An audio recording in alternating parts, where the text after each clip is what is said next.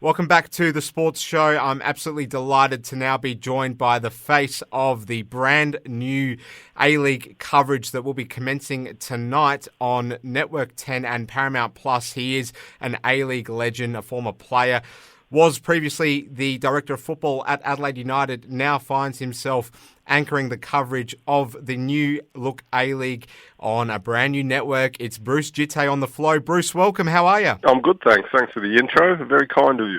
Bruce, I've got to start by asking you all about what you make of the new A-League season starting. It's finally upon us. We've got a game commencing tonight to open the season. It looks like it's really rejuvenated fans across the entire football community in Australia to have the game being showcased on Network 10 and Paramount Plus, a brand new broadcaster to open the season. So tell us how you're feeling ahead of the A-League kicking off this evening. Well, if I could sum it up in one word, I'd say excited. It's a long time since I've seen players plastered on, footballers plastered on trams. The marketing's been great. Channel 10, Paramount Plus, obviously investing heavily, and also using their verticals, right? You got Archie Thompson on MasterChef. You've got different players on the project and other Channel 10 programs as well. It's great to be with a broadcaster that's heavily invested in the game, not just financially, but also in terms of exposure. Yeah, no doubt about it. And we're going to get more into that towards the end of the interview. But I just want to ask you regarding matters on the pitch. We've seen so much recruitment across various clubs, particularly some that needed it heavily after poor performances last time out in season 2020-21. We'll get into the big names to look forward to a little later, but I just want to start by asking you, who do you think will impress us this season in the A-League men's? I think Melbourne Victory will be an exciting team to watch, especially on the back of a poor season last year, the worst in the club's history for many reasons. But like you said, a lot of clubs have done well in recruiting, and very hard to go past Melbourne Victory, who they've brought in from top to bottom, from JD to Popper to Economides and a number of other players. So, you know, they're going to have high aspirations, as they always do, one of the biggest clubs in the competition. And, you know, they're going to be very interesting to watch this year, and expecting a very different look Melbourne Victory to what we've seen last season. Now, Bruce, you've got a distinguished playing history, Adelaide United's all-time top goal scorer. But of course, after your playing career, you ventured into an off-field role, being the technical director and director of football at Adelaide United. So you've got first-hand experience at what it takes to create an overhaul at an A-League club. So for all our listeners, just, I guess, enlighten us on how difficult it is to bring the big names that we're seeing coming to the A-League. Of course, Daniel Sturridge and Privovic at Western United are just two of those that are coming this season. You've got first-hand experience, spent 2 years doing this stuff, so talk to our listeners about the complex nature of this business. Look, it is complex, it's challenging. There's thousands of clubs for you know, big-name players to choose from. Thousands of clubs for even players who aren't big names to choose from. So it's a very competitive global market. Finances do help from time to time. At Adelaide United, we never had that privilege. So for us, it was around finding a competitive advantage that didn't involve great sums of money. And what we thought we would concentrate on is, one, developing younger players that were good enough to also give the club a shot at legitimate success, whether that be a minor premiership or the championship, as well as fostering a very unique family-type culture. So that's what we did to a large extent, quite successfully. We didn't win a championship. We were one game away from a grand final last season. But look, recruitment got exceedingly difficult, especially when COVID hit, for a myriad of reasons. Borders probably being the most prominent one. Very, very difficult to recruit at the best of times. During COVID, exceptionally difficult. So, you know, you've got to give a big rap to some of the football directors around the league and some of the coaches around the league who have managed to recruit quite well this season. But recruiting's just part of the success story. It depends what happens on the pitch as well. Do those recruits enjoy living in Australia? It's very far away from the rest of the world and probably very far away from where they're from. Do they adapt? Does their family adapt?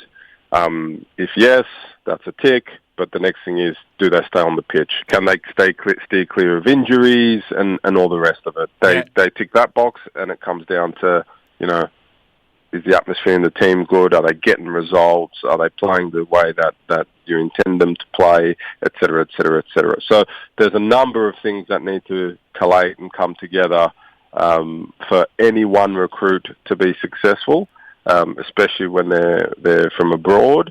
And if clubs, teams can get all that working together, then it gives them a competitive advantage and a legitimate chance of success. No doubt it would have been a hard sell, Bruce, but if anyone can sell anything, that man is you.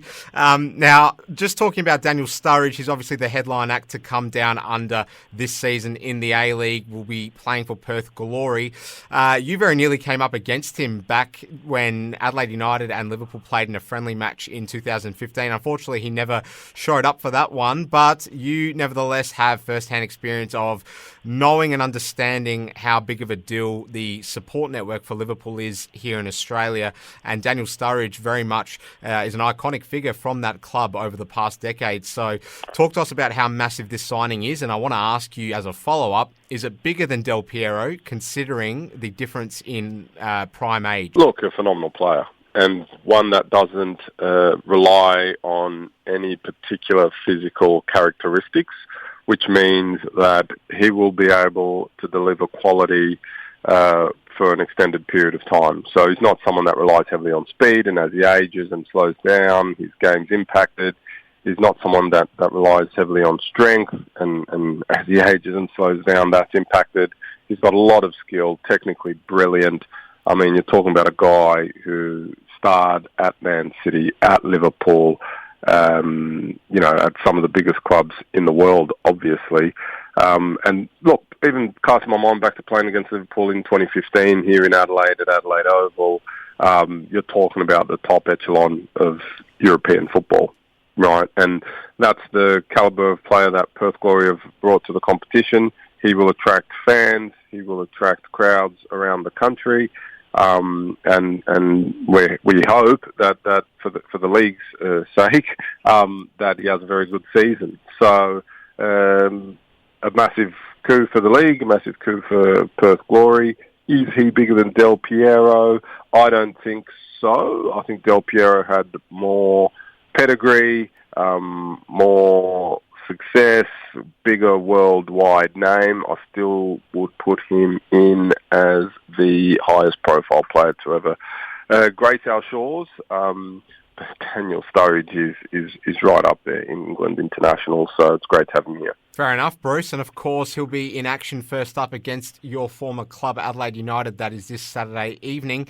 Bruce, before we go, why don't you just bring our viewers up to speed on what the coverage is going to look like on 10? Who'll be joining you across the panels? Obviously, it won't be the same panel every week, but give us an idea of the kind of on-air talent that fans who perhaps haven't subscribed to Paramount Plus yet can expect to see on Channel 10 once a week, as well as the rest of the coverage on Paramount. Look, Channel 10's investing heavily, as I said. They've recruited some fantastic talent and some new voices as well. I think that's always important to have a fresh look and feel, especially when the coverage is just starting off on 10. So, you got former players like Daniel Djite, Tariq Elrich, who haven't done a great deal of broadcast in the past. Obviously, did a lot of media during their playing days. Two fantastic guys who I know I'll be on with tomorrow. So looking forward to that. Obviously, fantastic talent that we all know, like Tara Rushton,